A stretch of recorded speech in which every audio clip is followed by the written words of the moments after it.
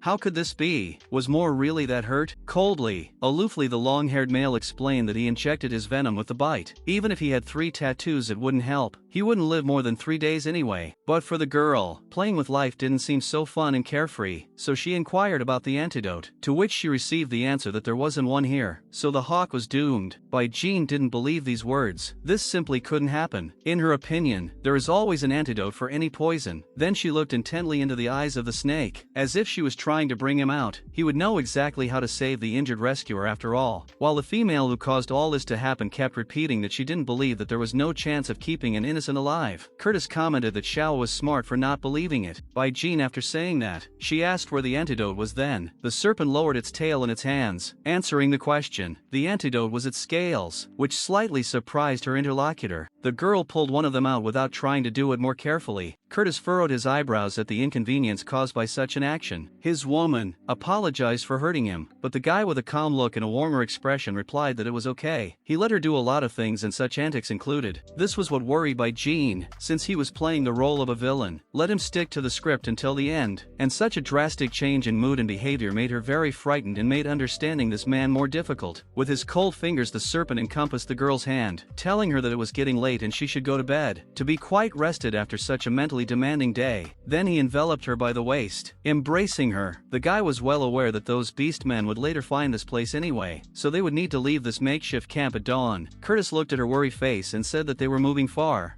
away, asking if Xiao Bai agreed, although in fact, her opinion was the small thing that decided now. Jean did realize that at this rate, it would be harder for Puck to find her. Putting her hand on his chest, she asked where the guy wanted to go, to realize how far their journey was. With a dreaminess quite uncharacteristic of the male, he replied that they would keep their course to the sea, and if amidst the salty waves and the noise of the surf the girl liked it, they would stay there for a long time, if not forever. The serpent drew pictures in his head of them being happy and his female being in his arms, hugging him tightly, and then uttered the dreaded phrase to her that as soon as she was in her next heat, neither would start making offspring. In reality, not in a dream world, he stroked Xiao Bai's head, sharing plans that every year they would have a nest full of eggs. Such reverie made a cold sweat run down the body of his interlocutor. Awkwardness hung in the air. Jean was incredibly worried. After all, the local females only fall into heat once a year, and it wasn't clear whether the serpent was talking about a nest full of eggs once a year or every month when the pregnancy would just end. So I decided to ask how long snakes take to bear cubs, and Curtis burst into a lecture about how if you eat well, they can give birth on the 30th day. But in winter, when food is usually scarce, it takes longer. This aggravated Bai Jin's anxiety. If she was going to be with Curtis, how many eggs would she have to bear? There was no way she would agree to that. She has already imagined how the house will cease to be a house, because there will be a darkness of snakes, which she is so afraid of that she trembles at the mere sight of them. It is just terrible. A real personal horror for her. All those involved in the operation to rescue the female Puck gathered around the injured Moor, asking if he was alright. If he needed, they could take him to the city of beasts. The guy, breathing heavily, replied that there was no need for such sacrifices. The only way to neutralize the snake venom is to eat the snake himself. The guy should not waste energy on him. Only time will be wasted in this way. Now the most important thing is to save this woman. The serpent has 4 tattoos and the leopards here only have 2 each. They won't even be able to take the female from this strong man, let alone kill him. Discussing amongst themselves that even more, with his 3 tattoos, couldn't catch the snake, all leading to the idea that their mission was probably doomed to failure, which couldn't help but be frustrating. Suddenly a growl was heard alert from the bushes from one of the partners, who was already rushing to report something with a worried face. He ran, breaking his head. In their case, Time was not an ally, but stood on the other side of the barricades, only creating more problems, waiting for good news. The leopards looked at him with hope that his partner had found one, since he was in such a hurry to get back or had gotten into more trouble. The lad who had just arrived held out his hand with a sheet containing the scales of a snake found near the enemy's nest and now demonstrated to the others. He decided that it could definitely be used as an antidote, because that one had been carefully placed on a plant leaf as a signal that it wasn't just a lost item, as if with the intent that it would definitely be found. While more heard this barely breathing, everyone rejoiced that they had saved the almost lost life of a fellow man. To all of this, they noticed that the scales had left the scent of the woman on them. She seemed to be the one who had taken care of such a signal. Inwardly, however, the hawk reveled in the fact that he had realized early on about the girl's plan with the specially leftover antidote. It made him feel even better than the thought of being saved. Curtis, meanwhile, together with Bai Jing in his arms on the scenery, noticing how quickly the clouds gathered and lightning began to strike, put on the sheet, as if the girl was blind, that it was beginning to rain. But there was nothing to worry about, because there was a cave nearby, where you could take shelter to avoid getting wet. It was a hole in the mountain on the edge, with a bunch of vines braiding it and covering the entrance. It looked pretty grim, especially considering the weather conditions at the moment and how loud the sound of thunder was. Pushing aside a huge pile of vines, Bai Jing looked inside, marveling at so many plants at the entrance. But there was something more important than this not so interfering detail. There was someone in the cave, someone red-haired with 2 ears on top. Immediately her face became frightened at what she saw, and she even became numb for a while, not knowing what to do now. But there didn't seem to be any time to realize the moment. The red-headed blur had already acted. It jumped out from within, preventing me from even getting a full view of myself. Curtis was more attentive and had time to react. He tried to bring the girl back to normal with his shouting, but it seemed impossible to reach her. Above her, a huge tiger with a wild and hostile look flew in a leap, and Bai Jing could just watch it move. Time seemed to slow down in anticipation of the end of her life. The serpent pulled his helpless, fear-shrouded female away, saving her from serious agony and injury, once again maintaining his composure and fortitude, whereupon his huge powerful tail began to wriggle, moving quickly forward, showing that it was better for the beast not to behave so aggressively towards strangers who had come by compulsion into his home. The serpent's tail wrapped around the huge angry cat, curling tighter around its neck, began to strangle it with all its might, causing the aggressive animal to growl one last time before saying goodbye to this world forever. When the tiger stopped breathing altogether, Curtis let go of the already breathless corpse, which fell to the ground, giving no sign of life or attempt to fight for it. After watching the whole horrible picture, how the tiger agonized in the captivity of the snake's tail as it took its last breath, hot tears came to her eyes, but not from stinging for that animal, but from the fact that she now understood how Puck had been defeated in that battle. After brutally stripping his opponent, the guy turned around to make sure his female was okay and uninjured, but he noticed more than that, and the way Xiaobai sat huddled under the wall and trembling with fear, still as if she was not in this universe, as if she didn't understand what was happening now. She pressed her hand to her chest. The boy held out his hands to her in an effort to comfort the one for whom he had made such a cruel but necessary gesture. He held the girl tightly against him, closing his eyes as if trying to understand her condition, assured her that there was nothing to worry about. There was no need to be afraid. Everything was over. Only now Bai Jing slowly began to come to her senses and realize what was happening. She pulled away from Curtis, claiming everything was fine, putting her hands on his chest. Of course nothing was fine, but they couldn't stand like this forever either. Then the serpent moved his hands to her face, still pulling her closer, pretended to believe her and changed the subject, as if looking for an upside to this killing, to the fact that now they had food. The guy would start a fire to cook rice for the lady of his heart. Bai Jing quietly agreed. She still needed time to recover a bit from the shock after seeing and realizing all this about Puck. Water dripped from them, soaked to the skin. The fire would be useful not only for eating food that wasn't raw, but also to dry things and dry themselves. Suddenly Curtis pulled the girl's arm toward him, roughly and unexpectedly, basically in his demeanor. Cradled against him, the female only asked what the snake was doing and what it was all about. Then she stepped back when she heard what the guy had asserted about her wet hair, and with a childish expression she began to babble, indignant that it was a common thing, since they were caught outside in the rain. Curtis thought, looking for a solution to this problem, and to make it as effective as possible. Knowing the antics of a wild beast, Bai Jing grasped the strands. Was he going to cut them off or something? She certainly wasn't ready and wouldn't agree to that. The serpent leaned over, promised he wouldn't do it, because there was no point. The girl would freeze anyway, but there wasn't much to worry about. Soon the hair would be dry and no one would get sick from the phlegm. The guy stared at her intently, creating a tense moment, as if testing her on a lie detector. Still believed her words and went to the source of today's protein. Asked if Xiaobai would like to taste some some tiger meat, to which the interlocutor refused, saying that the serpent could eat it all by itself. And then it began to dawn on Jean, Curtis doesn't like fire, which means he must not like cooked food either, but then how is he going to eat it? Meanwhile, the serpent was upholstering the dead body of the huge tiger, as if playing with it one last time, and then swallowed mercilessly whole, without chewing, without separating limbs, without tearing off chunks of meat, all at once, after visualizing everything in her head. Bai Jing curled up in terror, not even wanting to know what was going on in there. The mere thought making fear creep into her bones. The rain didn't stop, and a strong wind was added to it, picking up everything around them, directing the drops inside the cave. The fire had already died out, no longer heating the small space that it provided the doggy cold. Inside this cave, Curtis and Bai Jing slept snuggled together, wrapped around the former's tail, the girl appearing calm while the man was as serious as when awake. As if remaining alert even while sleeping, the woman opened her eyes. Sleep was hard to come by. A savage chill ran through her. She was shivering all over. She pulled herself up, grabbing her throat, which was beginning to ache, indicating the imminent possibility of a cold. Suddenly Curtis's hand touched her shoulder. He gently but firmly pressed Bai Jing against him, causing her to blush with embarrassment. The girl, however, asked to be released, for she was no longer asleep. The serpent opened his eyes upon hearing this. The wind was directing the cold rain more and more heavily inside the space the couple was in. Bai Jing was all shivering from the cold, unable to do anything to herself. Curtis, seeing this, was about to start a fire to keep warm. The planks of wood crackled in the fire, creating coziness and giving hot air to such vulnerable bodies. Jean sat in the middle of the snake's legs, who had expressed his doubts about the rain ending soon, so it was a good moment to take advantage of the opportunity. He leaned over to the girl's ear and offered to mate, from which he drew a gasp of surprise. Quietly the female whispered that she didn't want to do it, and Curtis reassured her that the rain would wash away all their scents and those males wouldn't be able to find the girl, so don't let her think about leaving the guy. From nerves, Bai Jing began to gnaw on her finger, thinking that Curtis is very bossy, but he cares so much, so it's okay to use trickery, because if she feels bad, he won't be able to do anything. The girl slid down, saying she didn't feel very well. Immediately the serpent became anxious, grabbing her waist, worrying where she was hurting, then leaning over to her. Curtis suggested mating because she was cold and it would warm her up, so we could start right away. Bai Jing panicked even more. She cried out in horror that it wasn't a fact that it would work out. The girl began to interject that if she suddenly got cold and tired after mating or even died from it, then the serpent really thought about it. After all, mating really does tire women out. If Xiao got worse, she might really die. Bai Jing has become manipulative in that she's well aware that Curtis only needs her to lay eggs and the guy doesn't care if she survives or dies. But her interlocutor did not let her finish, only rejected this argument. These words are not true. Curtis just wants Xiao to be okay. He doesn't care about offspring at all. This, of course, the girl did not believe, because the serpent only yesterday talked about laying eggs every year, but the guy had an excuse for that too. All females love children, so he thought that if she gave birth to them she would love him more. Since that's the case, the snakes don't know Bai Jing well. She just can't stand baby snakes. Confused, she asked if Curtis was still going to mate, to which she got a negative answer, and then offered ginger to keep warm. The girl took the root to add to the rice. After 3 days, it was finally sunny again. Bai Jing stepped out into the warm rays, stretching. Suddenly she saw mushrooms in front of her by the tree, and they were so colorful, which is a signal that they are poisonous. Then she looked at Curtis's tail, and the cruel idea came into her head that if she could poison the serpent she would get another chance to escape, and the idea seemed excellent. And then a sudden leap into fear. What if he dies? Can't Bai Jing take on such a huge sin, especially after so much care in his direction? While she was making up her mind, the voice of the one who's poisoning the captive was thinking of was heard behind her back, and the girl shuddered with surprise. The man informed her that these mushrooms were poisonous and should not be eaten. Caught on the hot seat, Bai Jing started to pretend that she didn't realize it herself, so she would find others. And in general, you rarely see so much here. It would be a waste not to at least try it. Curtis grabbed her arm, asking her not to be a fool. He had already told her that these particular mushrooms were poisonous. Then the girl pointed to the dim ones growing on the tree. Here they were normal, and yes, she likes them. The guy pondered over her words. Surely he doesn't know anything about these mushrooms, whether they are poisonous. Bai Jing, on the other hand, sweetly assured that there was no need to worry. She had been eating tree mushrooms since childhood and had never been poisoned by them, so everything would be fine. She managed to convince the serpent by starting to prepare the food. She created a delicious smelling soup with mushrooms that spread its flavor all around, and when everything was ready, Curtis insisted that he try it first. Taking the mushroom with her chopsticks, guided it into her mouth. Bai Jing asked to be a little more careful if she didn't want to burn herself. Apparently the snake liked it, because before it had even had a chance to chew, it asked for another one. The girl, however, asked if she could eat already, and Curtis advised to wait. He had a fast digestion, and it would soon become clearer if the mushrooms were poisonous. Suddenly, the expression on the wild beast's face changed, as if it had eaten something inedible. Bai Jing screamed, trying to find out what was wrong. What if these mushrooms were indeed poisonous? Curtis fell to the ground in his inability to resist, trembling with helplessness, agonizing and suffering. Shivering, Curtis was squirming on the floor, his face as if he were lying in a bed with a temperature of 40 degrees Celsius and he was freezing like the North Pole. The boy turned sharply on his side, trying to make some movement, but such a tremor was still making itself all too evident. Quite suddenly he took the form of a serpent. Still trembling slightly, his red eyes shone with a completely different glint. With a drop of anger, curving his long body into a tail, Curtis hit a makeshift plate of food that made him feel sick. The container of soup and mushrooms fell to the floor, spilling out whatever it contained. Bai Jing dazedly could only watch everything that was happening. She didn't dare to interfere in any way, and she didn't know what she should do in such a situation. His name only came out of her mouth, as if that could undo the effects of the food, but the serpent only hissed harder. It felt like a new wave of pain washed over him, making him suffer even more. Abruptly, with great speed, he rushed away, towards the exit of the cave, either to hide and not show what was happening to him, or from the impossibility of just staying put while his body slowly suffered. The girl headed after him, in an attempt to catch up with the swift animal, but since the one was too agile, was only able to do so already outside, when the guy twisted from another wave of pain and could not move further. Bai Jing didn't know what to do. She wanted to touch him but didn't know if she should, so she at least tried to justify herself by saying that it wasn't on purpose, knowing that her conscience wouldn't eat her up if something serious happened. It was a rare opportunity to escape. The captive didn't know if she should do it, but in case the male was about to die, she couldn't just leave it at that. She was faced with a difficult choice, on which depended her freedom and the life of another man, who all this time had been so nice to her, and only she could make the choice. But which one was the right one she herself did not know. It made her even more anxious. After a while the convulsions stopped and the serpent exhaled quietly, relieved at the calmness of his condition, then looked at the girl standing in frozen terror of waiting. Xiao Bai couldn't do anything because of being frightened, but actually because she couldn't accept the hard choice. Curtis thought it was great that she was still here, that she felt something, that she was staying with him instead of running away. He slowly turned back into his human form, coming back to normal after such an incident. The guy moved closer to the frozen lady and expressed all his joy that she didn't eat those mushrooms, keeping her healthy. This shocked Bai Jing a bit. Did the serpent not blame her? But after all, it was because of her. Did that mean she wasn't suspected of anything? A tear streamed down her cheek, a lump rising to her throat, preventing her from making a proper sound, only a quiet mooing from trying to say something. Immediately she burst into tears, wiping them away with her hands. She apologized, expressing how sorry she was for what had happened. Curtis embraced his chosen one, claiming that it was fine if Xiao Bai was fine. He flipped her food, so he was afraid that the girl would get angry with him. Bai Jing couldn't understand how one could think of such nonsense when one was in such a terrible state as the male just now. Why was he so stupid? The serpent only smiled sweetly at this question, showing that he accepted such a rhetorical question with a pleasant feeling of being cared for as well. It pleased him. Curtis gripped her waist tighter as a sign that everything was fine and there were no problems. It was a very heartwarming moment for him to be with the object of his affection. The girl pulled away anxiously, asking the man to let her examine his body for wounds. Curtis wrapped his cold hands around hers, squeezed them tightly and told her not to worry, for they would heal quickly. For the umpteenth time, Bai Jing was surprised that the guy wasn't angry. Did he even ever have this feeling at all, or was it just for her that she was such an exception? And then she thought about how much better a snake is than modern guys, and it made her even a little sad. Because he kidnapped her, and just because of that a girl should hate him. Holding his chosen one by the hand, Curtis suggested that they go home after all, and without waiting for an answer, headed with her down the green path to the abandoned cave. Once inside, they were not the most pleasant picture. Everything was scattered and chaos reigned. Sticks, stones and an overturned container with a puddle of soup with poisonous mushrooms. Awkwardness and horror at such a thing frozen on the couple's faces. The serpent realized it couldn't just be left like that. Curtis asked Bai Jing to wait outside while he cleaned up the place and tried to put everything back in place as quickly as possible so as not to inconvenience his female. Whereupon the girl crouched down to pick up one of the sticks and refused to comply with this request or order, which was said with some care, but in the same even tone. Picking up part of the tree, she turned around claiming she wasn't going anywhere and would help clean up. Curtis was so stern, as if she hadn't feared the wrath of the serpent not so long ago. Immediately, she quickly began to collect junk one by one, clearing the room of everything unnecessary and broken. The guy only looked at such enthusiasm with a smile. Is she already ready for a joint life and the division of household duties? He considered considered himself a real lucky man because he had grabbed a household, caring and beautiful female, although he did not realize that much of this is only politeness and show off. After a moment, she accidentally stumbled over the hot remnants of the flames where the food was cooking with her foot. The serpent immediately picked Bai Jing up in his arms after only hearing a cry and began asking questions about where she had been burned and what was hurting. The girl was surprised at such quick attention in her direction, but the female only smiled sweetly, replying with a completely unconcerned look that she had just touched a small ray. It was fine, no big deal. Then she sat down on the rock, pulling herself out of her man's arms, tucking her legs up, arranging her skirt in beautiful folds.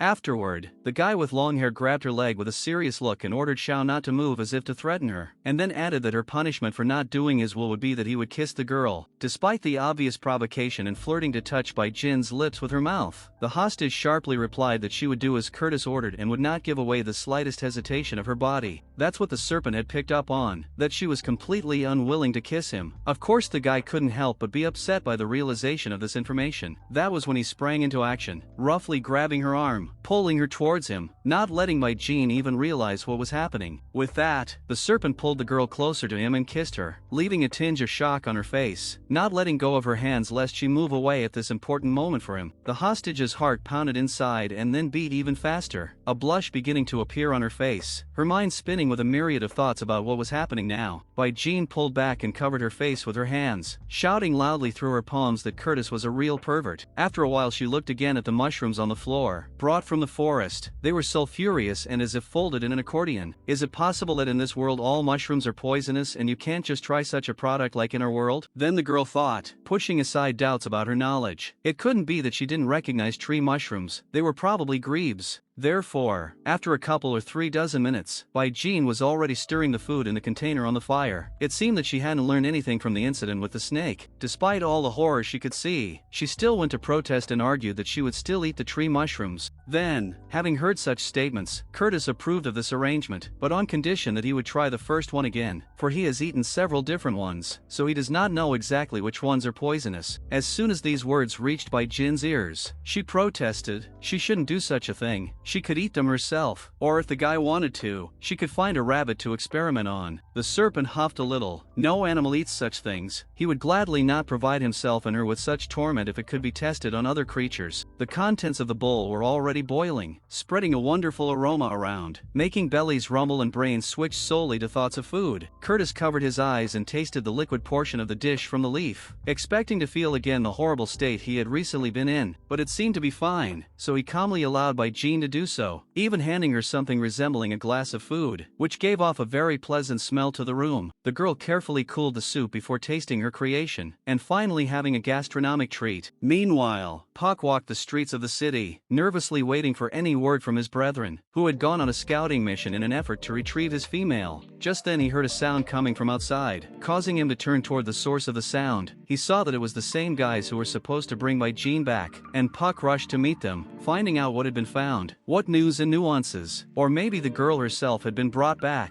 but the Beastmen could only find a scrap of her old clothes, which they handed over to the leopard. The guy immediately recognized his female's clothing, which only made the blood boil more in his veins from not understanding where his lover was. One of the men explained that they had found it in a cave, and the serpent itself was powerful and cunning, and the leopards could do nothing to defeat it, so Curtis had slipped away. Therefore, in this whole situation, it was worth waiting for the Cheetah King to return before rescuing Bai Jing. Puck realized that it had been 7 days and he couldn't wait any longer. Who knew what could happen to her in that time? So immediately he turned his beast form and rushed off into the distance, asking the others to warn his mother that he was going to get his female back. They shouted back that the boy's wounds weren't healed enough, but the cheetah didn't hear that, and he wasn't going to listen. His mind was only preoccupied with Bai Jing and the fact that he had to rush for her sake despite all the injuries and possible pain. He didn't notice anything around him. Rushing through the marvelous scenery he didn't have time to admire, needing to save his chosen one. Meanwhile, Bai Jing along with Curtis were strolling through a lovely garden, with a pleasant scent of greenery in the air and butterflies flying as if guiding them through a thicket. The girl counted something on her fingers. Bending too. She was immediately horrified. Though such information usually makes girls happy, her cycle was almost over. Bai Jing turned back. The fear didn't leave her face. Curtis would definitely want a mate when that happened. She didn't understand what she should do in such a situation. The serpent, however, noticed this anxious look and thought of a way to calm the female down. He advised that the couple would reach the sea in about 10 days. The waters there were very beautiful, stretching into infinity. The red-haired man was sure the girl would like it, but this information didn't seem to please Bai Jing, which was surprising to Curtis. The guy discounted it all on the assumption that Bai was just hungry since she looked so haggard, so he searched for dry wood chips that could be kindled to make a meal. After a while, the fire was crackling quietly, burning the container of liquid waiting to be consumed, while Curtis was thinking about making sure that no one went hungry and ate not just edible but delicious food. Bai Jing, on the other hand, sat nervously, wondering what to do. Immediately an idea struck her, which changed the expression of her face from downcast and anxious to delighted and enthusiastic, so she headed almost running through the greenery and bushes to the pond. Without saying anything to her partner and without even turning around, she dipped her toes into the water, but she didn't dare fully dip her feet in there just yet. A feeling of coldness ran through her body, starting at the limb dipped in the body of water and enveloping every cell. Then she dipped her foot up to the calf into the cold water. After that I went deeper, up to my chest. I wanted to jump out from such a terrible cold and run back, to warm myself by the fire, where the serpent was cooking a delicious dinner, but Bai Jing restrained herself, calmed herself down, and the real point of such anguish was the thought that cold water delayed the cycle. So it should work, just cross your fingers, since she hadn't gotten far away from the man, and so that she could see him from the water. She looked back, but Curtis was no longer there, much to the girl's excitement. Just then, the water shuddered, splashing upward, revealing a pumped-up torso. It was Curtis. To him the cold water was no barrier. The lad surfaced, throwing back his head of long hair. But of course such an appearance startled the young lady. While she was in a stupor, in a position to emit only a shriek, the hands of the beast in human form had already encircled her waist. With a slight movement, he pulled Bai Jing to him, gazing into the depths of her eyes, admiring every millimeter of her beautiful face. But the girl was in no hurry to respond with such consideration of her partner, only stating that Curtis had startled the hell out of her by such a sudden appearance. But the guy didn't respond to that, sharing his thoughts on how long he had waited for the day he could swim with his significant other and had always dreamed of it. Of course, Bai Jing tried to avoid answering, focusing her attention on the fact that there was rice cooking in the pot, and advised the snake to head towards the food and keep the fire going so that nothing would burn. As if finally hearing the girl, Curtis dived into the water, and his female thought he would swim just as quickly to shore as he had suddenly appeared. But naturally the guy had no intention of doing so. A huge snake appeared from the water and picked Bai Jing up on its large back. The girl was very much frightened, and screamed, asking what Curtis was doing, what it was for. But, of course, there was no answer, and the animal only glanced in her direction and hissed, as if telling her to get ready. Immediately, the huge snake, parodying the waves, rushed forward with great speed, creating even more waves than the wind. Surprisingly, such a ride Bai Jing enjoyed. She gazed forward with admiration, and the beauty of the views and the adrenaline inside made everything inside freeze, only making her jaw drop. Just like that, they moved along the water, between the mountains, as if holding a course over the horizon, straight into the sunset. Finally the couple arrived at the shore. Curtis, like a true gentleman, put his arm around his lady of his heart, helping her out of the body of water. After such an adventure, Bai Jing must have been really hungry, so the serpent offered to go and finally eat after all, which the girl couldn't just refuse. A few days had passed since that moment, and everywhere there was peace and quiet except the forest, from which animals, from large to small, were fleeing as if from a fire, taking their feet as far away as possible. It was impossible not to notice this. The female sitting in his arms marveled greatly at such a phenomenon. Asked Curtis, as someone who has lived in this environment for more than a day, "What's up with the animals? It sounds like they are migrating." The serpent stuck out its long tongue as if checking to see what was going on around it. Then, with the same cold stare and even tone as always, he replied that the ground was vibrating strongly. A pack must be approaching them. This startled Bai Jing. What else was the pack? She adjusted back a little, stopping to snuggle up to the man. Curtis explained that they were a pack of giant beasts called monsters. They were huge and powerful, and the crystal that the serpent had used to pay the sheep for rice was the one he had gotten from the monster. This calmed the girl down a lot. She was very glad that her male could defeat them and provide a sense of security. Curtis didn't care about them before, but now that he has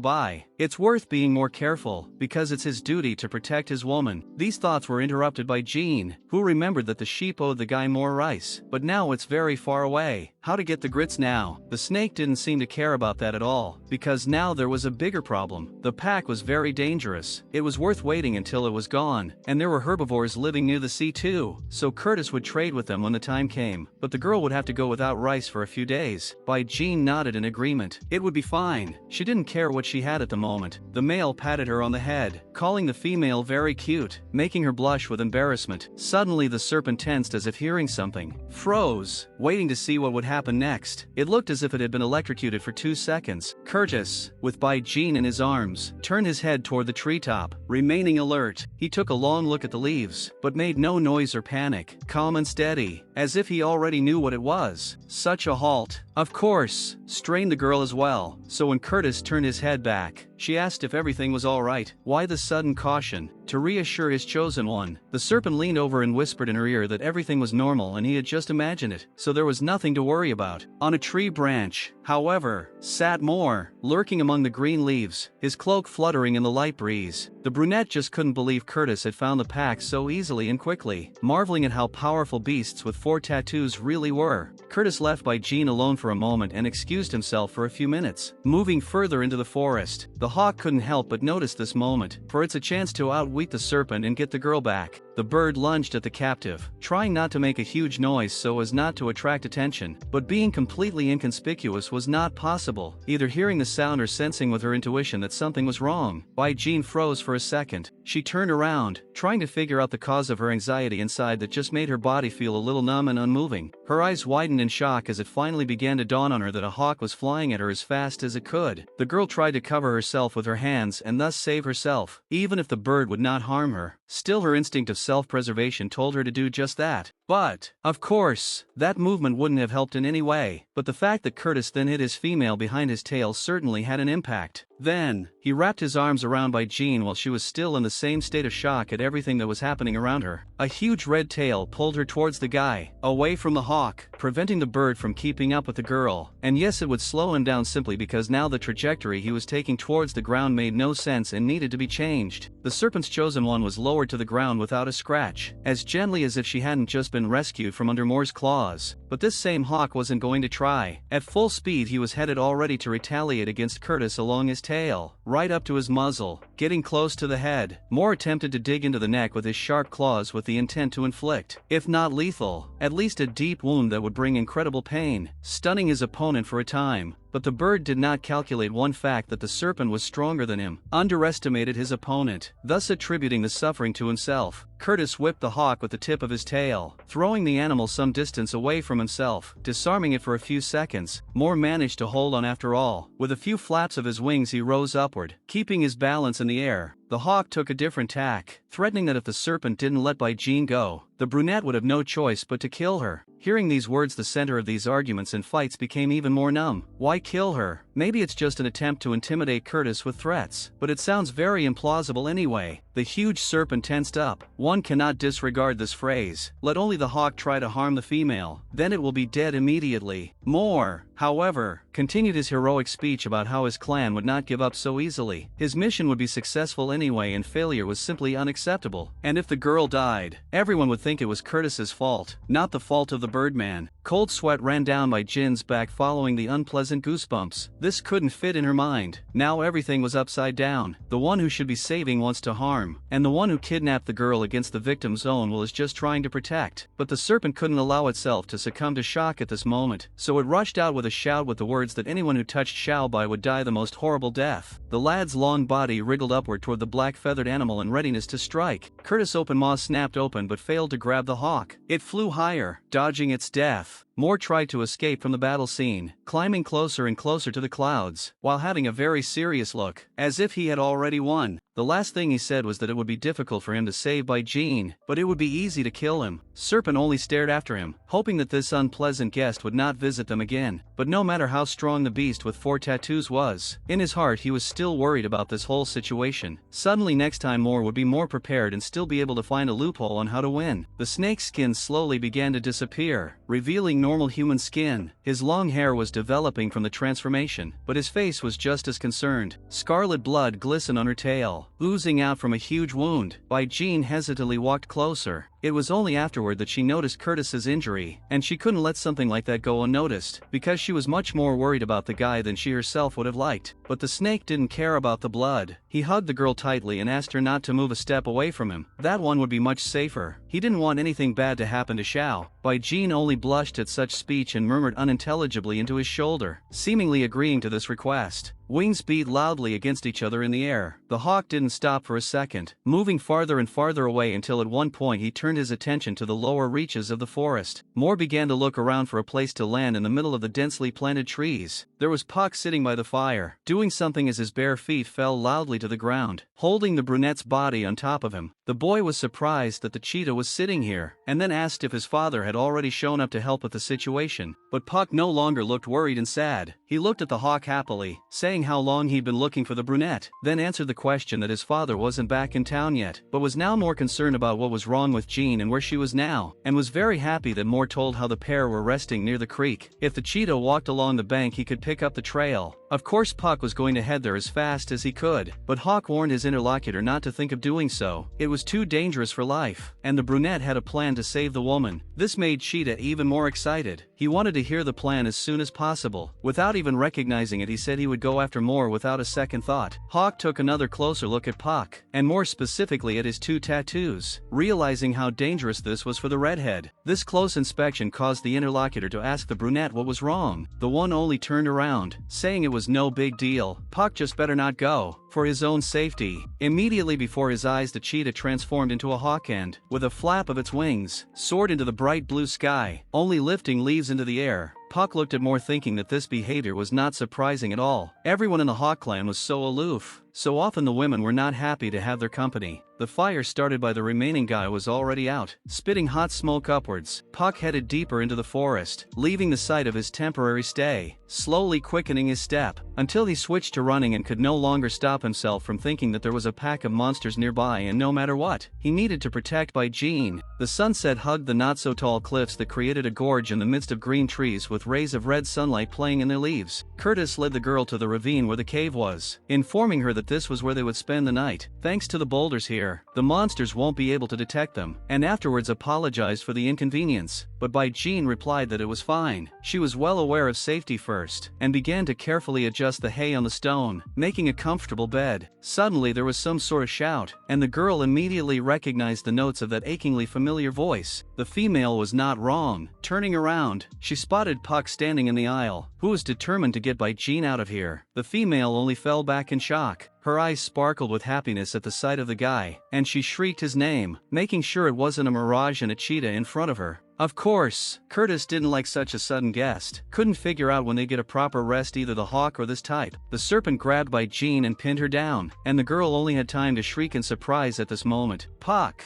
however, demanded that the wild male release his female immediately, but no one listened to him. Curtis only growled angrily through his teeth that he had made a huge mistake by not killing the cheetah last time. He should have done it when he had such a great chance. It was night outside, only the blinding moon glowing silver, only surrounded by the stars, its eternal companions. Just as lonely stood Puck, forced to watch as the serpent held his female, pressing harder and harder against him. But the cheetah wasn't going to put up another battle. His only desire was to keep Jean safe. After all, the pack of monsters was heading in that direction, and now the best option would be to make a truce with the enemy. That's what he was here for. Curtis lowered his eyes as he considered this sentence. Much to his dismay, the red-haired boy was absolutely right. As hard as it was to admit, he lifted Bai Jing into his arms, causing her to let out a slight shriek, and withdrew into the depths, only his long tail dragging behind him. Bai Jing was surprised to see such a calm reaction from the guy to Puck's words. It all seemed very strange. Curtis seemed willing to let the cheetah protect her. The serpent only looked at his woman seriously. Now he knew that her name was actually Bai Jing, but in spite of that, the girl said that she could continue to be called Xiao Bai. She liked that name. Curtis once again questioned what everyone called his companion, specifically Jean, in no other way. The girl nodded in agreement, a smile playing on her face, calm and affectionate. Just then, the serpent decided that he would continue to call her Xiao Bai, and now this name could only be used by him, thus again showing such a character trait of hers as ownership. Bai Jing felt a little embarrassed, but she had nothing against it. If that was what the guy wanted, let him call it that. Curtis suddenly began twirling his tail in a circle, something searing off his body part. Then with a light movement, he lifted Bai Jing by her waist like a piece of fluff. She was already fragile, and now it felt like she had no weight at all. It added to the awkwardness, but the girl agreed, though she realized that the male most likely wanted to brag, knowing full well that Puck would misunderstand him and screw himself over. The red-haired guy on the other hand stood behind the cave wall and scratched the stone barrier with his fingernails. This provocation worked, got on the nerves of the cheetah who witnessed the whole thing. Jealousy was beating fountain, speaking louder and louder in his head the assertion that Jean belongs only to Spider and no one else. She is his female. The girl at this point was already sleeping peacefully on Curtis's tail, sleeping sweetly, not worrying about anything. She was more than comfortable now. For her, morning had come just as imperceptibly. The sun had risen quite high above the horizon and was already letting its rays into the gorge, illuminating every corner of the stone room, just as insidiously launched them under Bai Jing's eyelids, disturbing her sleep. She wiped her eyes in an attempt to perk up and recover from the night. It wasn't until the girl stood up that Curtis noticed she was already awake. She was surprisingly serious, though it was his usual emotion, but often around Xiao not so much. Suddenly, the whole place started to shake and there were loud sounds of stomping and explosions. It really scared Bai Jing. It was hard to digest this morning. She didn't understand what was going on. What kind of earthquake? If something terrible was happening. The girl headed for the exit, leaving the guy behind. Her steps were quick but unsure, her legs trembling a little, whether from fear or the fact that everything around her was shaking. And then she screamed with horror. She couldn't believe her eyes. Her head was already filled with doubts about whether she was seeing everything correctly and whether it wasn't a dream. There were dinosaurs running between the trees, roaring loudly and viciously, their numbers increasing before my eyes. With fear rising from her soul to the outside, Bai Jing hid behind Curtis, who was calm as if nothing was happening. She asked if these were the monsters in question, but the serpent's reply was interrupted by Puck, who was at the top of the cave and was already shouting loudly, declaring that he would protect the girl, with that sound making the red-haired boy look up. Such annoying behavior couldn't help but make Curtis angry. He couldn't and didn't want to hide it, irritation playing new colors on his face. Bai Jing only smiled awkwardly as she pondered the reason for such anger and understood perfectly well. Puck had invaded the territory of the serpent, but the fact remained that Curtis must be very calm and let him get away with it since he still hadn't moved. But the loud sound from the dinosaurs and their footsteps along with the growling was spreading more and more across the valley and seemed to be getting closer by the second. But the disaster is a disaster. But you want to eat? The girl's stomach made a rumbling sound that could not be blocked by the monsters. Eating very badly wanted to eat. In order not to give Bai Jing any inconvenience and to cover all of her needs, Curtis suggested that they go prepare something for the meal. The serpent lifted the girl in his arms and began to descend the huge rocks, leaving Puck behind him, just standing there, thus demonstrating that the cheetah was of no use here and the guy was superfluous. Bai Jing dried the rice after rinsing it, pouring the water from the bowl into a body of water. Then still she turned to Curtis, thinking about the dinosaurs being gone, but the fear that they might return never left her, so she asked about the likelihood of such events. Plucking leaves from the trees, the guy replied that the pack of monsters shouldn't come again, supposedly, and then seriously added that regardless, it was pretty weird this time, so he doesn't know for sure if anything has changed. Just then, something in the water caught Bai Jing's attention, so she had to stop listening to the male to find out what it was. As she moved closer to the edge of the land, she noticed the shadow of a bird falling across the calm water. It didn't seem like it should be disturbing, just an animal, but somehow the concern about it was coming closer to his gut, and there was this feeling for a reason. A huge egg was already flying from the sky to the ground, coming into contact with which, loudly broke. Everything from inside the shell poured out onto the fragile Bai Jing, staining the sticky protein. The bowl from the girl's hands fell out, rice sprinkled on the floor, and she didn't realize what had happened. Could it be more? And she wants to kill the female by dropping an egg on her head. The victim of such shelling turned around. The whole situation was finally noticed by Curtis as well, and he was horrified, rushing towards the girl, worried about her integrity. Moving very fast was not possible because the tail was slowing down with its weight. Bai Jing was surprised at such a fright. It was still good, and now that the guy was already very close, it was noticeable, but some frenzy didn't come off his face. I was about to ask Curtis what was wrong when suddenly his hand touched her head and pushed roughly. He forcefully bent the girl over, dunking her head into the water, causing huge splashes and sobs. Then he pressed even harder, also with his other hand on her body so she couldn't break free and straighten up. Bai Jing began to gasp, letting water into her mouth. Is it because of an ordinary egg that he now wants to drown the girl he cared so much about and considered his own? Such inappropriate and horrible treatment of the lady was seen by Puck, and he immediately rushed to the scene of it all, transforming into a cheetah. With furious aggression, he began to threaten that if he didn't want Bai Jing to die, he better let her stay away. The girl surfaced from under the water, gulping air greedily, in an attempt to realize that life didn't end there under the water. She tried to catch her breath while the huge cat stood behind her in a stupor, watching to see what would happen next. Then Puck realized that the pungent smell that crashed into his nose came from the egg that had fallen on Bai Jin's head. Then, when everyone had calmed down a bit, the serpent explained that it was the egg of a monster and most likely a king. The cheetah's pupils narrowed. No way! A king's egg! Such meanness! Puck looked up into the sky where a hawk was hovering in the air, thinking about what a bastard Moore was for doing something like that. Just then Curtis froze, listening in the distance, noticing it, pondering what to do. While Bai Jing was still recovering from her near drowning, the serpent turned to Puck and advised him to run away from here, for they were already approaching. Ahead of them ran a snake with a girl in his arms, and behind him a red-haired guy in a cheetah uniform was catching up. They were moving fast. They couldn't slow down for a second. Puck was panting. If Curtis continued to move at this speed, it would be goodbye to his life. So fast was his recent opponent. The trees were rushing in the other direction at a furious speed. Everything was swimming in front of my eyes, and my legs could hardly move. Suddenly, Puck's ears caught a strange sound and immediately headed in the direction of the noise and tension. The cheetah stopped, trying to catch his breath, looked away, clearly not prepared to see something like this. A huge pack of monsters was heading in an unknown direction, but thankfully not after them, which was already a great deal of luck. Looking at the dinosaurs, Puck tried to keep as quiet as possible so as not to draw attention to himself. Since the monsters were gone, did that mean it was over? Hopes were growing inside him that Bai Jing was alright. Unaware of the already safe terrain, Curtis and the girl moved farther and farther away, thinking that the longer their journey, the quieter life would become from such creatures. The serpent had time to talk to Xiao, assuring her that she had nothing to worry about. He would not let his female die. Bai Jing, on the other hand, was very worried about the guy, whether or not he was alright, wondering why they still hadn't stopped to take a break for at least a little bit. But all anxiety was quickly smothered by Curtis, claiming that he was fine, and that stopping should not be allowed, for the monsters were very hardy, and if he slackened his pace they would catch up very quickly. Despite all the persuasion, it was noticeable how uneasy Curtis was, droplets of sweat pouring down his face and his mouth ajar, trying to grab as much air as he could without being particularly obvious about it. Bai Jing looked at it with surprise and realized that the snake obviously lacked the strength to carry her. Eventually he might be caught up.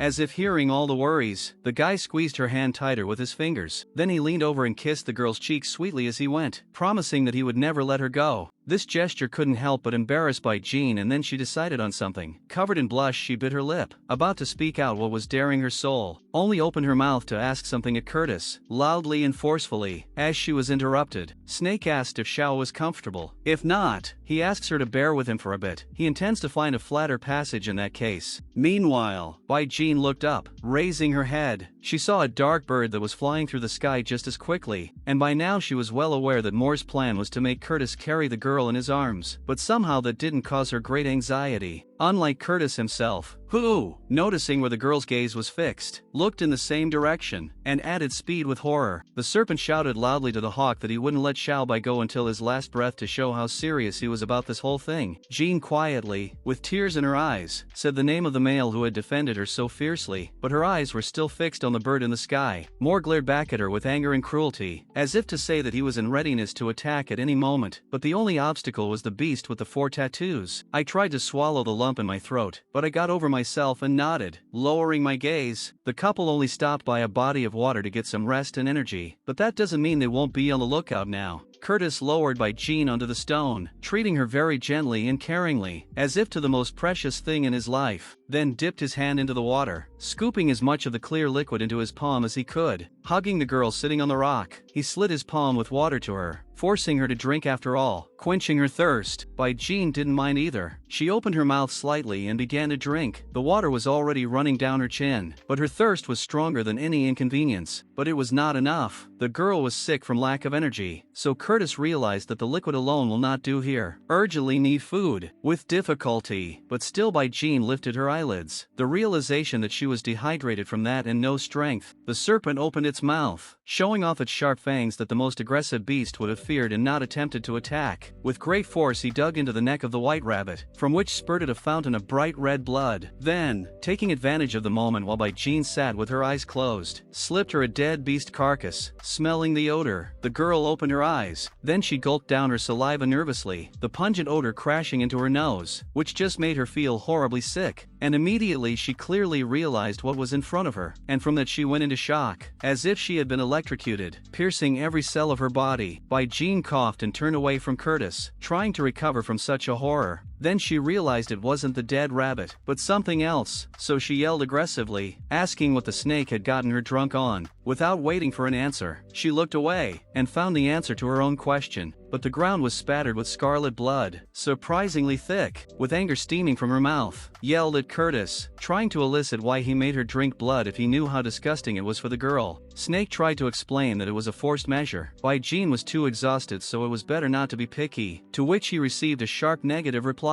But the words still touched her gut, which meant fastidious. If he thought about it, he realized he wouldn't find blood in any human diet, so such a reaction from the girl wasn't surprising. So she continued to stand her ground, cutting off that she wouldn't drink the mix even if she had to die. But this pampering didn't change Curtis's calm. Standing as cold and stony as he was, contemplating what to do next, he sighed heavily, showing at least in this way that he wasn't happy about such antics and misunderstandings, after which he sunk his teeth into the small animal's body, sucking out the rest of the blood. But it was noticeable that he didn't swallow the liquid he received. Bai Jing immediately understood why Curtis did such a thing, and once again put the fact that he didn't drink blood. Let him not even try to pull something like this off. The serpent, of course, did not even try to understand and accept this position, tossed the rabbit's corpse aside and strode toward his female with a serious look. The guy forcibly pulled the girl to him and meshed his lips with hers, transferring the blood from his mouth to hers, forcing her to at least taste it that way. Despite the fact that the girl had just responded to the kiss with pleasure, she still realized that she was acting against her wishes and principles, so she demanded to be released immediately. It was scary to do something like that, but the anger in her body was boiling and coming to the outside. Bai Jing swung around and charged a hard slap at Curtis, hoping she wouldn't get a similar response now, after which tears came to my eyes, salty and bitter. The girl crossed her arms. Because of such an act of the serpent, she now had a terrible feeling in her stomach that made her body even tremble. Not dwelling on the fact that his beloved had just punched the guy in the face rather painfully, Curtis, like a true gentleman, took her hand, worrying about her feelings, whether she was in pain. Bai Jing pulled her brush away from the serpent's fingers, and panicked about the fact that she needed to rinse her mouth and wash her face. Her whole body was covered in blood. The girl wouldn't stand for this. Guy helped the female crouch at the edge of the ground near the water. The girl lightly drew water into her palms and brought it to her face, rubbing it, washing away the hateful liquid Curtis had left on her. While she was cleansing her body, she noticed and once again made sure by smelling her hair that the egg odor wouldn't go away or wash off. She honestly didn't understand why that was so. Curtis pulled her by the arm, telling her that if she was done, let her not delay. They should go. Bai Jing was hesitant to say it, but still came to the decision that she should, and felt it was the right decision to ask to be given to the hawk. On what I received a sharply negative answer. He said he can only dream about it. The snake will not allow such a thing. It was a very uncomfortable and awkward topic for the girl, but through it, she tried to explain her request by saying that even if Curtis wasn't worried about her body, she couldn't afford such a thing. The reason for all of this was the secretions. After making this speech, she lowered her eyes so as not to blush with embarrassment, but the wild male could not be persuaded by this. He continued to bend his line. The pack of monsters would also be forced to stop. Then it would rest. But in the meantime, Bai Jing would drink the blood of the animals. Thus the excretion should be less bothersome. Bai Jing decided to use sentiment manipulation. After all, these guys' actions are very illogical. If he really loves her, he shouldn't put her in danger. And yet the manipulation worked. Curtis looked at the girl intently, thinking every word, but disbelief still glittered in his pupils. The female touched her hand gently to his skin and asked him to send her to the village. There was nothing to worry about. They could meet there. The serpent seemed about to assume this position, but immediately his eyebrows lowered in an evil grimace. He roughly grabbed Bai Jing's waist with his hand, pulling her to him, causing her to freak out slightly, rudely stating that she was his and only his, and he would not allow the female to have other males, so let her not even think about going back to the settlement. But the girl still persuaded Curtis in the same way by explaining that she only needed one companion anyway, and if she chose the serpent, she wouldn't look at anyone else. To shut Bai Jing up and put an end to the argument, the guy lifted his chosen one in his arms, saying for the last time, as he thought, that such talk was useless, and he just wouldn't let her come back. The girl sighed heavily, the attempted negotiation failing. Curtis raced through the forest with renewed vigor, carrying Xiao, who was dear to his heart, in his arms. At breakneck speed, with calmness and hope, the serpent looked at Bai Jing, saying that he could already hear the waves, and they would be safe in 3 days at most. But the girl's face did not sparkle with joy. On the contrary, it was worried and very tired, as if she was getting worse and worse. And it was not just that, she immediately fainted, putting her head on the guy's chest, which scared him very much. Irritation raged within him, but Curtis wasn't angry at Bai Jing, but at himself for not being able to eliminate this and keep his chosen one safe. The serpent stopped under a tree, holding the girl's head gently, and a black bird perched on a branch nearby. The hawk turned into a human, exulting over the condition of the female, telling the long-haired male that he would thus soon kill her. But Curtis wasn't about to take the blame, gritting his teeth and claiming it was all because of more and no other way. The brunette on the other hand went into a heroic stance, ignoring the accusations as the wind developed his hair and cloak, stating that the pair would not escape. The pack had split into 3 groups and they were now converging in their direction, and if the serpent didn't get out of here in a heartbeat, it wouldn't be able to survive. Such information could not please the interlocutor. He only clenched his teeth harder. Curtis squeezed Bai Jing's shoulder with his hand that the limb trembled. He wasn't ready to let go of his beloved. This caused the girl to wake up, opening her eyes and letting out a light groan. Coming to her senses, the serpent, on the other hand, tried to ask the female to go on sleeping. Nothing sick is going on. Everything will be fine. A flock of birds flew upward and headed for the expansive sky. They flew right over a couple who were standing under a tree hearing about what was soon to come. This stressed the long-haired guy out a lot. He was trying to do absolutely everything he could to not give up so easily. With an easy motion, he hooked his tail onto a tree branch, wrapping it around her, thus jumped on him with the girl in his arms, trying to escape. Moore couldn't let that happen, so he once again shouted and advised Bai Jing to put Bai Jing down on the ground if he didn't want to die with her, because what Curtis was doing was putting more than just himself in danger. Immediately he turned into a hawk, in readiness for the chase. The bird soared upwards, watching as a pack of monsters moved across the ground. The dinosaurs were merciless. They roared and demolished everything in their path, rampaging and intimidating every living thing in the area. Looking at the same picture only from high up on a branch in a tree, Bai Jing asked Curtis what they were going to do now. The guy turned to face her, at first gently stroking her face with his hand, leaving the same bewilderment on her face as always, but then his palm slid to the fragile neck. Bai Jing was frightened, but she thought about how not to show it. Was he really going to strangle her right now? Even though he didn't think to start squeezing her hand, the girl closed her eyes, sighing heavily as if accepting everything that would happen next. The truth was hot tears rolled down her cheeks. His hand did unclench. He began stroking his beloved's face again, putting the fact that he had made the decision to send her away with the hawk. Bai Jing was very excited and didn't even try to hide it, babbling that she could go and by herself. When they reached the trap, they would survive and Curtis could find a female in the village. But the serpent's eyes didn't get any lighter. The gaze was still as heavy and serious, and you could also see him deciding on something. He quickly, so that there wasn't even time for his companion to realize what was going on, untied her top around her neck. Bai Jing only had time to shriek, and with a sudden movement of his hand, he tried to pull his clothes away to expose his breasts. The girl finally shrugged off the effect of surprise and was able to confront Curtis sensibly, trying to return the cloth to its rightful place. She screamed, asking what the serpent had started to get up to, but the red-haired guy only grabbed her arms roughly, lifting them up so she couldn't resist, and while the cloth slowly slid down the girl's chest, she herself thought about the last time the serpent would try to rape her. With tears in my eyes, looking him straight in the eye, I begged him not to do what he was up to. Hot salty drops burned my eyelids, scalded my cheeks with their warmth, drove the panic from my heart outward. Curtis suddenly dug his lips into Bai Jing's chest, thus causing her to scream, which seemed to resound for a great many meters around. At the same sound Moore flew in, transforming from hawk to man, sat down in a tree, and the picture he saw surprised him very much. He could not expect such a thing, as if something fabulous, unearthly was going on in front of him. Curtis calmly slid Bai Jing in his arms towards the Birdman. The Birdman in turn seemed to be sleeping. As difficult as it was for the snake to say goodbye to his beautiful and incredibly lovely lover, it was worth it for her own safety. Placing the girl on the back of the already huge sulfur hawk, the guy stood beside her to gaze to escort his Xiao Bai on a difficult journey without his support and help. Moore soared upward, picking up speed, taking the fragile female body with him, and Curtis remained standing and looking after them. Now he was uneasy in his heart. He could not accept that he could not control the condition of his beloved and could not know soon how she was, but he promised that he would definitely come for her. The huge bird landed on the edge of the cliff, holding Bai Jing on top of it. He lurched and listened to what was going on below. There, a pack of monsters were running along the ground at a great speed that you couldn't even see them properly with your eye. The hawk lowered its wing, on which the girl slowly slid down the huge soft feathers. From a huge black bird Moore turned into a man. He hadn't been in a sitting posture for long, so he stood up, lifting Bai Jing in his arms. He promised that she would be fine. The reason for everything was that there was no longer that wild male here. The guy thought that it was the snake that caused all the problems. Only now did the girl realize realized that it was the same hawk. Being in a surprised state with its mouth ajar, with a completely stone face, the brunette gave an affirmative answer, waiting for his interlocutor's reaction. But Bai Jing only calmly thanked more, with a joyful expression on her face. Such a thing, the guy wondered if she wasn't angry and holding a grudge against him, but the girl genuinely didn't understand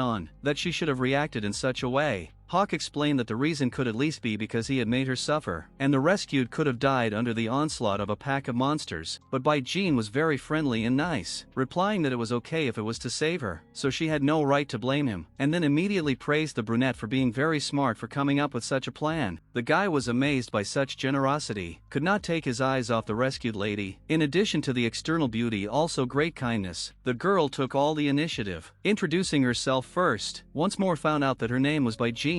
She immediately said her name as well. But after the introductions, it was time for a very awkward silence and dead silence. Of course, this was something the girl had not expected, but she couldn't change anything. Immediately her thoughts switched to a completely different topic. She put a hand to her chest. She couldn't believe she hadn't died from Curtis' bite. He had such long teeth after all, so she jokingly considered thanking her own breasts for her size. The image of the serpent pressing its lips against Bai Jing's chest with its lips, letting its sharp fangs inside. A not so loud cry, more like a groan of discomfort and slight pain, appeared in front of his eyes again. It became very uncomfortable with such memories. She wanted to fall under the ground, but even more disturbing was the thought of why nothing had changed with her. These thoughts were interrupted by Moore, who was worried about the girl's comfort, whether she was cold, lowered her to the ground and asked her to wait here and not go anywhere. The guy was intent on moving some blocks to make a shelter from the wind. Cute Bai Jing nodded her head and agreed to these so-called conditions. The hawk flew up and away, and the young lady only looked on. After a while, the huge bird returned with a stone in its paw and a large leaf from a tree in its beak. First he lowered the block to the ground, careful not to break it, and covered the top with a green leaf, creating something along the lines of a roof. When the makeshift cabin was ready, Bai Jing turned to Moore, asking if he knew anything about Puck, then gave the explanation that it was a cheetah. The hawk was about to say something, opened his beak, but could not utter anything because he was interrupted. A huge cat was already bearing down on the girl with all the display of its love. Happy to see its beloved safe and sound, Bai Jing immediately recognized Puck. This kind of behavior was only inherent to him, but that didn't stop the guy. The cheetah lunged at the girl and started licking her with his big rough tongue, leaving a not so nice drooling sensation on her face. Bai Jing pulled away, muttering that she shouldn't do that since she was in pain. Eventually Puck turned into his usual human form, leveling out, rising from all fours. Then he came over and gently hugged the so long awaited girl, which made her a little numb. It was so warm from his body, you could hear the guy's heart beating. Soon, such timid embrace stopped and the cheetah rubbed its cheek against Bai Jing's face in a childlike manner, as if it was still in the body of a cat. Over the whole luscious and sweet scene Moore watched, finding himself in a slightly awkward position. The girl demanded that Puck stop doing such things. She was in pain from the guys clamping down, straight up screaming to prove it. But as usual, the red-haired man wasn't going to heed his other half's pleas. He lifted Bai Jing up, holding her by the waist, continuing to ignore her demands to let go, then still lowering himself into her arms and hugging her. The girl asked how he had found her, with the joy and pleasure of seeing each other. Puck said that he was following the pack of monsters. It was under this cliff, so he thought Bai Jing was up there, but he didn't stay that way for long. As is inherent in his character, he quickly changed into emotion and began to worry if that serpent had done something to her and wasn't mocking her, and immediately began to consider. And then I found something I didn't expect to see. Goosebumps ran down my spine. A red mark could be seen on Bai Jing's leg near her foot, as if it was wrapping around her limb like a snake's tail. This interested the cheetah a little too much. The guy knew exactly what it was, but he still couldn't believe it completely. Bai Jing became very worried, which was immediately reflected on her face. She can't admit to Puck that Curtis bit her breast, because the beast will definitely tear the girl's clothes to see. And then a sharp statement from the interlocutor that he, too, wants to be the young lady's man. Despite her worries, Bai Jing closed her eyes and asked what the word "to" meant, and suggested that they talk about romance already when they got to the village. But the offer wasn't going to be considered. Pointing to his foot, Puck drew the girl's attention to this mark. It was his mark, so he wanted to leave his own in the same way. Bai Jing herself stood there shocked at what she saw, again questioning what she had heard. Did the conjugal seal really look like this? Again the girl thought about her past life and what it meant that she and Curtis were married. But after all, she was only 16. Her mom and dad would kill her if they found out. Puck wasn't going to back down, and with a huge push, he lit up with the idea of mating with Bai Jing when she was better. After all, he also wanted to be this female's man. The girl pushed the heated guy away from her, once again screaming and declaring that she didn't want to do this. And for the umpteenth time, Puck question why, even though he'd heard a bunch of explanations for all the denials. This put a lot of pressure on Bai Jing. She pressed her hand against her chest. It was very hard to hold back. Salty tears splashed from her eyes and sobs were heard, and then she burst into tears completely. She couldn't hold back her thoughts that it hurt so much, and that's why she didn't want anyone. Puck, still somehow trying to approach the girl, in an attempt to appease her ardor and suck up to her. Then defiantly he grabbed her and pulled her against him, saying that he had heard information that girls only get hurt the first time and then it's okay. Bai Jing was eerily uncomfortable, after which she shoved the lovey-dovey guy away, repeating once again that she did not. Right now the girl did not wish to have a companion, neither Puck nor anyone else. Offended, she crossed her arms on her chest and turned away. The cheetah was very upset. Why Jing was so cold was completely incomprehensible. Hawk turned around, his blue eyes glittering with the same coldness and seriousness. He turned back into his human form again, then slowly rose from all fours, more headed towards the couple. Seeing Puck waving his tail, the brunette grabbed the cheetah by the shoulder and said in a calm, direct voice that he was already overreacting. It was then that Puck turned around and saw 3 stripes on the cheek of his interlocutor, 2 on one cheek and 1 on the other. Realizing that a more powerful beast with 3 tattoos was standing in front of him, excitement and daze appeared on his face, and immediately growled. Angry at such a remark and because of jealousy, Bai Jing was already and should have gotten used to this kind of behavior from the redhead, but she still felt uneasy, so she sat down on a big rock, saying she was getting tired of it all. Trying to prevent another altercation, suggested that they should find a way out before this pack found them, and finally the guys paid attention to her. Bai Jing took a strand of hair, sniffing it, wondering what to come up with to get rid of this unpleasant odor. Moore heard this retort full of puzzlement and gave the answer that the stench from the king of the pack egg disappears in a month. Puck jumped up to the girl again. She realized that another skit of him not being serious was about to start. The cheetah wrapped its tail around Bai Jing's arm, looking at her with a sly face. The girl tensed up, unable to stop looking at the guy like an idiot. Immediately, Puck changed in his face and began to state with insistence that he had long thought why the flock was here at this time of year. And now it was clear that the hawk had stolen the Monster King's egg and even thrown it on Jin's head, then blamed it for nearly killing her that way. The girl looked at Moore. He had the same unperturbed face, but still a shadow of remorse flickered. She realized she should change the subject, so Bai Jing said with an awkward smile and a strained smile that everything was fine, and if the hawk hadn't done that, she would still be with Curtis. Once more he wrapped the ringtail around the girl's hand, as if reinforcing it. Puck said regretfully that at any rate, instead of a plan where his beloved could die, he would rather she stayed with that serpent in safety, his voice full of bitterness. With the same cuteness and understanding, Bai Jing replied that the male shouldn't think about it. She was fine. Everything was fine. The girl hadn't eaten anything at all in the past few days and was very hungry, so she asked him to find something to eat for her. Of course Puck will find something. Run right away. Do anything for the lady of his heart? Moore immediately interrupted this fervor by saying that he'd better go, because the hawk was faster, and by the time the cheetah came down from the cliff, the brunette would be back, so he'd better protect Bai Jing. And Puck was furious that the guy wasn't giving him a chance to woo his woman himself. The girl got into the altercation again, transferring the information to herself. Moore said it was fine, so she had nothing to worry about, then turned to Puck, trying to spot some sort of reaction. He threw a condescending look at the cheetah, as if to say that he shouldn't be upset about losing like this, but Puck saw it as a challenge and couldn't hold back his aggression normally, but still remained standing with Bai Jing, looking at the trail of the bird in the sky that had gone hunting. Such a romantic moment was spoiled by the fact that he fell on the girl with his whole body in an attempt to frolic. He poked his nose into her body, tickling his lover, thus eliciting her ringing laughter. Bai Jing decided to outsmart the guy by way of saying that he was just a big kitty after all, suggesting that he was just her big brother. Stroking Puck's soft fur, her fingers were buried in the pleasant fur. It seemed like the huge predator was about to start purring. Then she suggested that she felt like she was using the guy for her own purposes. The girl eats his food and lives under his roof, but she doesn't give anything in return, doesn't sleep with him. The cheetah pulled away, but didn't open the eyes he'd closed in pleasure. Immediately, he licked Bai Jin's stomach with his rough tongue, causing her surprise and embarrassment, her cheeks turning red. She was really pissed at Puck, a far from pleasant feeling. The cheetah only yawned in response, his sharp fangs showing, but still making the cat look very cute despite being a wild animal. Looking at this, Bai Jing assumed that the guy really wanted to sleep. After all, he was incredibly tired, so let him take a nap instead. Puck did so. They settled down in the cold. The cheetah laid his head on his beloved's lap and was already sleeping sweetly. The girl reveled in such a picture. She was pleased with all this care for her, and now she thinks that she repays in the same coin. When Puck was already in a very deep sleep, Bai Jing leaned over to the guy. She wrapped her arm around his huge head and tried to move it off her lap to feel a little freer, but the cheetah immediately grabbed her with his large paw, thus forbidding her to leave her man at that moment. A muffled thud was heard as the girl was already leaning on Puck in response, similarly asleep. Moore was returning from a hunt, carrying a makeshift bag of prey in his paws. When he lowered it, you could see that there was only fresh fruit. Then I noticed a couple sleeping sweetly in the shade. Envy began to creep up to my bones inside. The stupid cheetah didn't even do anything, but he had a better chance of being with a woman than the brunette, and the ragamuffin's luck was running out. Bai Jing sensed the presence of someone else and opened her eyes. With a happy face, she greeted the returning guy, finally being able to renew her strength with food. Hawk nudged the fruit, showing it to the girl and inviting her to eat and gain energy, after which, Bai Jing put her finger to her lips, hissing, indicating that it was not worth making noise. The girl carefully climbed out from under the beast's paws, explaining that he was so tired it was best to let him rest and not wake him. Puck felt the movement but didn't wake up, only yawned sweetly. Then he rolled over onto his other side and snored, which made Bai Jing laugh, but he laughed with his cute demeanor. The hawk turned into a man, shrinking from the huge bird, holding out the fruit on his palms for Bai Jing. While she snacks on the fruit, the guy will cook some meat for her. The girl was imbued with such concern, took one of the fruits and took a bite, the sweet juice touching her tongue. Then she pushed the fruit away and with the same sweet smile on her face, she told the brunette she tasted delicious. Then she opened her eyes and saw that Moore had turned his back and was carrying some kind of bird with him to make dinner. But what caught my eye were the guy's buttocks, which were peeking out obscenely from under the cape. This made her very embarrassed. She thought that men in this world should have been more modest. They had no shame or conscience. The hawk was brushing the prey from its feathers and preparing it for cooking. Bai Jing, watching these, offered her help to Moore, but the latter only refused, assuring that he could handle it on his own. The wind was developing his hair and a small braid of feathers at the tips. He warned the female that it was drafty outside, so he shouldn't leave the makeshift hut. Chewing the fruit, the girl asked for forgiveness for bothering and causing inconvenience and so much trouble to the hawk, even though they didn't even know each other. A feeling of shame gnawing at her, but for Moore there was no problem, because it was his duty as a male to take care of the females, himself not even turning around to the female. Bai Jing fell down in grief at the fact that there were no such good guys in her world, for the girl was almost completely ready to stay here. Meanwhile, the food was already creating and spreading a delicious aroma that beckoned my stomach to rumble with hunger, so the girl's womb did indeed begin to gurgle and as if to speak, which greatly embarrassed her mistress to the point of blushing. The fried wing on a stick was held out to Bai Jing. It looked very appetizing, making her drool. Moore offered to try it, but there was one problem. The hawk didn't have any salt with him, so it might be a little bland. Of course, the girl did not refuse such deliciousness, so she accepted the stick with food, thanking for the care. Bai Jing truly believed that the meat would taste as wonderful as it smelled, herself wishing she could taste the meal as soon as possible. But inside she had anxiety caused by the sight of the hawk. She forced herself not to look at a certain part of the guy's body, and it read perfectly in her demeanor. Moore couldn't help but notice this and followed himself, then lowered his gaze downward. Immediately he realized what the problem was and embarrassment enveloped him completely, becoming terribly ashamed. Turning into a bird, he hurried away from the embarrassment. Bai Jing looked at him awkwardly. Inside her soul it was a little gratifying that she wasn't the only one who was so worried. Hawk returned when night had already fallen. The girl sat under the canopy near the sleeping cheetah, the moon's cold light illuminating everything around her. Bai Jing looked at Moore in the guise of a bird, not hiding her curiosity. The guy didn't turn around, ashamed of what had happened the night before. You could see the tension in his face. She was puzzled that Moore wasn't coming inside, kept thinking about whether she should invite him to join them, but she was afraid that the guy might misunderstand, and she was terribly uncomfortable with the awkward situation. Making up her mind, Bai Jing bit her lip, rummaging in doubt and pondering her next course of action. Still, she gathered her courage and told the hawk to come inside. It was too late outside already. Moore did not expect to hear this, so even flinched with surprise. Frightened, goosebumps ran along his skin. The bird slowly turned around with an eerily frightened face, eyes darting about, stupor enveloping it. Bai Jing noticed this. She blushed at the thought that he had indeed misunderstood after all, but he was the one who made the hiding place. If he didn't come in, the girl would feel even more guilty. She covered her face with her hands in shame, then tried to correct the moment and explained that she didn't mean anything contrary, so let her understand correctly. Once again asked to come in because because it's cold outside and the female doesn't want more to get sick. The hawk gave in to the entreaties after all and lifted its clawed feet off the ground, turned the other way and started taking quick steps, while the cheetah slept sweetly and Bai Jing looked away. The bird strutted from side to side, candling its black as night wings. Then he came closer after all and sat down, hiding his legs under his body. The girl smiled sweetly, thus thanking her for understanding and listening to her requests. Bai Jing leaned on Puck again as she rested and looked at him with a cute expression, as if she was faking a crush. She ended up falling asleep that way too, sprawled out on her man's soft fur. In the morning there was the sweet whistle of a sipping cheetah that had just woken up and was trying to perk up. Then he noticed that Bai Jing was sleeping next to him. This couldn't help but strike a note in his soul. After all, his beloved looked very cute. But the joy of a beautiful woman's embrace was replaced by irritation at hearing a strange sound. Didn't think about the source for a long time, realized perfectly well that it was more. The huge bird sniffed loudly. This was what caused another rush of jealousy. The realization that the hawk was also sleeping next to the wondrous Bai Jing. Soon Moore awoke and glared at the one who had been watching and scrutinizing him so intently. The hawk then stood up and shook himself, trying to recover a little and finally perk up. Cheetah sat down on the ground next to the lying Bai Jing. She was still asleep, her hair scattered on the ground. She immediately felt it and opened her sleepy eyelids, the long lashes still covering her eyes enough, wanting to go back to sleep. But then she realized it was already daytime and raised herself up on her elbows a little, surprised at how quickly the night had passed. Then she looked at her male, who was in a fighting stance and clearly restless, in an aggressive state, then looked at Moore and realized what was happening, and it scared her into a daze. The next actions were obvious to her, but she couldn't do anything about it. Puck immediately lunged at the hawk, trying to crush and tear it to pieces, but the brunette managed to dodge and save his life. Then away from the problems and threats flew upward, spreading his large wings, causing leaves to fall from the trees. The girl still sat there the same way and couldn't quite figure out what was going on. With a slack jaw just watching the guys nervously, Moore then slowed down a bit and started to go downhill, but he didn't think to attack. The brunette calmly began to brush his feathers, thus showing that he didn't care one bit about what was happening and was above it all. But Bai Jing meanwhile rushed towards him, begging the men to wait and not do such a thing. Then she stood between them, spreading her hands, and demanded an explanation as to why the guys were fighting and treating so aggressively for no reason. Puck reincarnated into his human form and began to resent Moore for taking advantage of his position and coming to sleep next to Bai Jing. The cheetah was sleeping with her because he was her future husband, but what right the hawk had to do so? He didn't understand.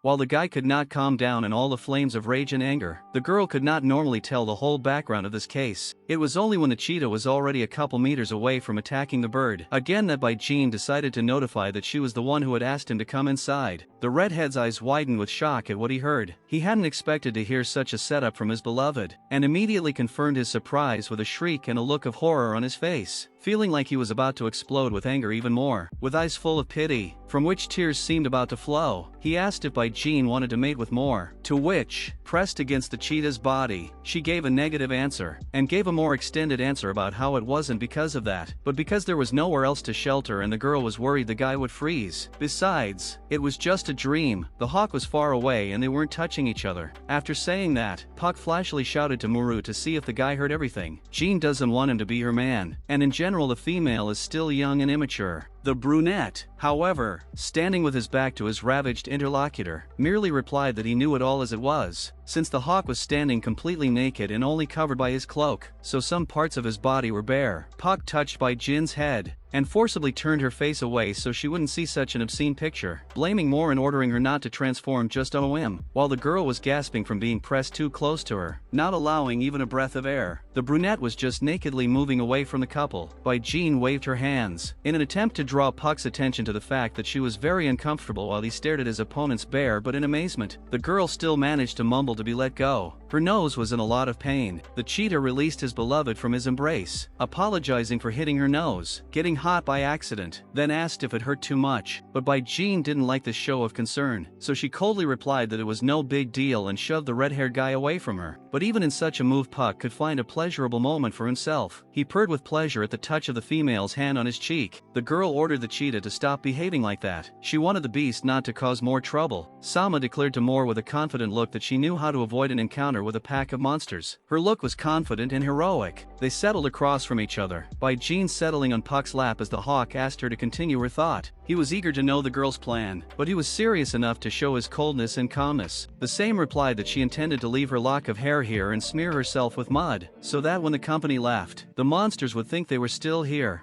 This suggestion interested Moore very much, so he put his hand to his chin and asserted that it would be possible to try such a thing. Puck, on the other hand, only rubbed his cheek against the girl's cheek and sucked up by praising her for being so smart, which Bai Jing herself did not appreciate such an attitude. The brunette stood up and turned his back to the pair, notifying them that he would go look for dirt to carry out the plan, and ordered the cheetah to protect Jing until he returned. And turning into a bird, he flew upward, flapping his wings sharply. Following Muru's lead, Pak stretched his cheeks, showing his tongue, while Bai Jing only observed this unserious childish behavior and couldn't take her partner normally after such actions. Then she turned away, recognizing how infantile and immature he was mentally at the moment. It was even getting a little nasty. Immediately, the cheetah cried out, eyes widening, saying that he remembered something finally. Distracting himself from such childishness, the guy put his arm around Bai Jing, assuming that she must be hungry, so he intended to go and look for something to eat so that his beloved stomach wouldn't be empty. Immediately he turned his back and, turning into a beast, withdrew as quickly as possible to hunt. The girl wanted to stop Puck to say something, but didn't have time because of such an impulse of the male. But there was another reason as well. She closed her eyes abruptly from the prickling in her chest. It hurt so bad it was hard to bitch about something like that. Bai Jing sat down on a rock with her hand on her chest, thinking about the fact that it had already been 2 days but she was still in pain. Was there really still blood flowing on her body? The girl reached her hand to the top of her top and with a slight movement of her hand untied the knot at the neck, gently pulling the top down to the bottom. Finally she pulled back some of the fabric and looked at her left breast, where there was a bite mark that had not yet healed, but despite that it was much smaller. This surprised Bai Jing, to the point of inner uncertainty, still peering under her clothes, wondering what was really going on with the wound. It was so deep and now it was almost gone. Had Curtis shared his ability to heal, having had enough of the bite? She tied the top of her outfit around her neck again, elegantly removing her hand. She then bent down and touched the snake-shaped mark on her leg, which was visibly burned out. The girl herself noticed the mark disappearing, but couldn't figure out exactly what it meant. Only her thoughts drifted to Curtis' personality, wanting to remember this wonderful young man who cared for her so much, but this was thwarted by a strange sound similar to a growl. It completely threw her off balance and to the point of surprise with confusion. Bai Jing looked out from around the corner, realizing that the sounds were most likely made by monsters, and judging from them, the monsters were quite close, which couldn't help but make the defenseless young lady tense. Suddenly what she saw really shocked her. It was hard to expect such a thing, much less it happening so close. There was a huge dinosaur in front of her, and the cheetah stood proudly against it, never once showing its fear or alarm. But then he was surprised and distracted by a familiar voice calling him. It was his female. The boy's eyes widened at such a surprise. Puck turned his head towards Bai Jing, not understanding what she was doing here, and since she saw that there was a monster nearby, why she wasn't hiding. The dinosaur didn't understand the reason why his opponent looked away from what was happening between them and sniffed in the same direction, and suddenly rushed out of his seat towards the girl without even letting Puck come to his senses. The monster's scream echoing throughout the neighborhood. He moved swiftly and confidently, without any thought, at Bai Jing, who was numbed by the whole situation. There was no way she would have had time to take cover. Cheetah understood this perfectly well, so he became proactive, rushing from his seat, trying to save his lady of the heart. Puck latched onto the dinosaur's neck and began to bite very painfully, bringing a searing pain, causing his opponent to growl at the feeling. No matter how the monster tried to throw the guy off, waving his head from side to side, the cheetah would not let go of the monster's withers, only clenching his teeth harder. But still the dinosaur was stronger, so soon the huge wildcat fell from his back to the ground sideways, kicking up dust. The unpleasant feeling of pain made the cheetah cringe, wrinkling its muzzle. Bai Jing fell to the ground in fear and began to cower in wild terror, unable to control her body, unable to move from her stupor. Puck realized there was no time to recover, so he quickly rolled over onto his paws and glared menacingly at the behemoth, threatening and warning of an imminent rematch. The cheetah lunged at the monster with renewed vigor, thrusting his paws with huge sharp claws forward. His intentions were very serious and carrying serious injuries. Bai Jing was watching all of this from the sidelines and understood perfectly well that her male wanted to inflict lethal damage, and clearly didn't want to see such a thing happen in reality. In front of her, a loud growl was heard, and then scarlet blood spurted. From what she saw, tears came to the girl's eyes. Her face flushed. She covered it with her hands, shrieking the red-haired guy's name, not knowing what to expect next. Puck clawed at the dinosaur's neck again, biting into its flesh, creating a sense of pain, causing loud noises from the monster's mouth. This helped the cheetah realize where his opponent's weak spot was. The male's eyes lit up with hope and determination. The boy settled even more firmly on the behemoth's back, though the enemy was making sudden movements in an attempt to get rid of the pesky Puck. holding on with his claws, digging them into the flesh. He raised his head, opening his mouth wide, from which showed sharp huge fangs. Immediately, he quickly lowered them, thrusting them into the monster's neck, the weakest part of that large and strong body, clenching the hide tighter with his jaw. He made a sharp motion, ripping off a chunk of flesh, blood spurting in its wake, filling Puck's mouth with the taste of iron. The dinosaur roared loudly in unbearable pain, the sound spreading to every corner of the forest. It seemed just like that, its own scarlet liquid dripping down its back, dripping down to the floor.